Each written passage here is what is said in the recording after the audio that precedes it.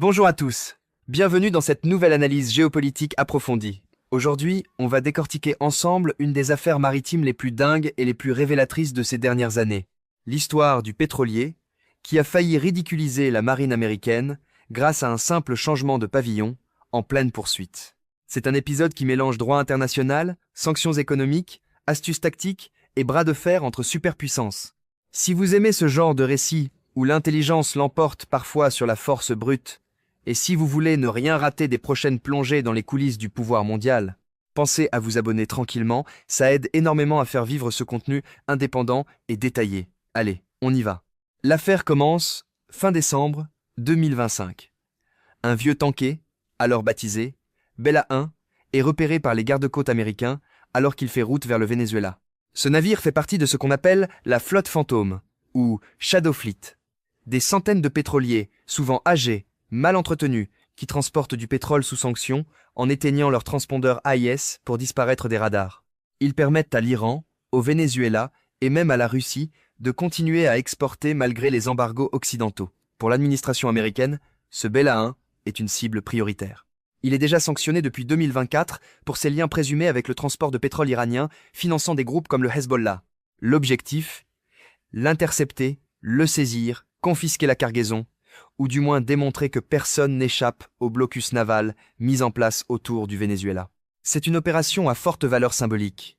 Montrer que les routes maritimes restent sous contrôle US et que les sanctions ne sont pas des paroles en l'air. Le 20 ou 21 décembre, les gardes-côtes tentent l'abordage dans les Caraïbes. Le capitaine refuse catégoriquement. Il accélère, change de cap et file vers l'Atlantique Nord au lieu de continuer vers le Venezuela. Déjà là, c'est audacieux. Un cargo civil défie ouvertement la première marine du monde. Washington ne peut pas risquer un abordage forcé sans créer un incident diplomatique majeur, surtout avec un navire vide, ou presque, ce qui complique la justification légale. Du coup, la poursuite se transforme en filature high-tech. Surveillance par satellite, avions fuis, destroyers, garde-côtes. Ça dure plus de 2 semaines. Le tanker zigzague dans l'Atlantique, direction nord-est, potentiellement vers des eaux russes ou européennes. Chaque jour qui passe, l'embarras grandit pour les États-Unis. La flotte la plus puissante de la planète court après un vieux rafio rouillé incapable de l'arrêter net. Et puis, arrive le twist magistral, vers la fin décembre. L'équipage peint à la va-vite un drapeau russe sur la coque, change le nom en Marinera et annonce par radio que le navire relève désormais de la juridiction russe. Presque simultanément, Moscou publie une inscription officielle dans son registre maritime national via le ministère des Transports. Le bateau est listé comme russe, port d'attache Sotchi. Est-ce vraiment légal de changer de pavillon en pleine mer, en pleine traque ? En droit maritime, convention de Montego Bay, UNCLOS, un navire est une extension du territoire de son état de pavillon. Changer de nationalité normalement demande des procédures longues, transfert de propriété, inspection, etc. Mais ici, c'est ultra rapide, synchronisé. La Russie accorde une autorisation temporaire, quasi instantanée.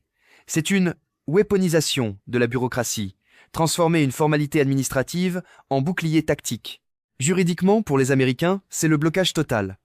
Attaquer le Marinera égale agresser potentiellement la Russie. Pas d'abordage sans risquer une crise ouverte avec Moscou. Les États-Unis arguent que le changement est illégal, pas de vrai transfert, pavillon faux ou apatride, au moment de la première interception, mais Moscou proteste formellement et exige l'arrêt de la poursuite. La tension monte encore. Des rapports parlent même d'un sous-marin russe escortant le tanker dans l'Atlantique Nord. La Russie déploie des moyens navals pour protéger son navire. Washington se retrouve coincé entre sa volonté de faire respecter les sanctions et le risque d'escalade militaire directe. Finalement, début janvier 2026, les forces US, garde-côtes, Navy, avec soutien britannique passent à l'action malgré tout. Ils arraisonnent le Marinera dans l'Atlantique Nord, près de l'Islande. Washington le déclare apatride et le saisit pour violation de sanctions. Moscou crie aux pirateries, parle d'agression illégale. Le tanker est escorté vers les États-Unis. C'est la première saisie connue d'un navire sous pavillon russe par les forces US depuis longtemps. Mais, au-delà du résultat final, saisie réussie, l'affaire est fascinante pour plusieurs raisons. D'abord, elle illustre parfaitement l'asymétrie moderne. D'un côté, satellite, porte-avions, force spéciale. De l'autre, un pot de peinture, un tampon administratif et une déclaration diplomatique. Pas un tir, pas un missile, juste du droit et de la paperasse qui paralyse temporairement une superpuissance. Ensuite, ça s'inscrit dans une stratégie russe plus large. Moscou se pose en protecteur de la Shadow Fleet. Des dizaines, voire centaines de tankers ont été repavillonnés russes ces dernières années, surtout fin 2025, début 2026, pour échapper aux saisies US. En offrant son pavillon, la Russie gagne de l'influence à bas coût. Elle protège des alliés, Iran, Venezuela, affaiblit l'efficacité des sanctions occidentales et envoie un message clair au Sud global, Afrique, Asie, Amérique latine. Il existe une alternative à l'hégémonie américaine sur les mers et le commerce. Les estimations parlent de plusieurs centaines de navires dans cette flotte parallèle. Vieux tankers qui naviguent sans AIS, transbordent en haute mer, changent de nom, pavillon à la volée. Ça ne rend pas les sanctions inutiles, mais ça les limite sévèrement. Le pétrole continue de couler vers la Chine, l'Inde, etc. L'issue ? Humiliation partielle pour Washington au début, 2 semaines de poursuites infructueuses, mais victoire opérationnelle à la fin avec la saisie. Pour Moscou, c'est une démonstration de capacité à compliquer les choses pour les USA, sans confrontation directe, jusqu'à ce que les Américains décident de forcer le passage. Ça pose des questions de fond sur le 21e siècle. La suprématie navale suffit-elle encore ? Les sanctions économiques restent-elles un levier absolu quand des ruses juridiques et administratives les contournent ? Le droit de la mer devient-il un nouveau terrain de jeu géopolitique, au même titre que les cyberopérations ou les proxys ? Et si on voit se multiplier ces changements de pavillon express, ces peintures de drapeaux en urgence ? Les registres maritimes, Russie, mais aussi peu, être d'autres pays, deviendront-ils des armes stratégiques ? Les grandes puissances devront-elles réviser leurs approches pour contrer ces flottes de l'ombre ? C'est une affaire qui mérite qu'on s'y attarde longuement, car elle révèle les failles et les innovations de la guerre économique et hybride moderne.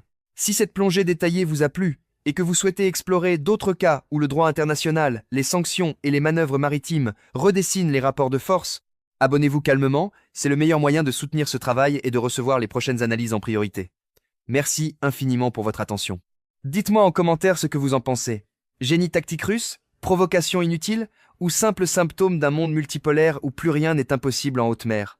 Partagez vos réflexions, likez si ça vous a captivé, et on se retrouve très vite pour une nouvelle décryptage géopolitique. Prenez soin de vous et à très bientôt.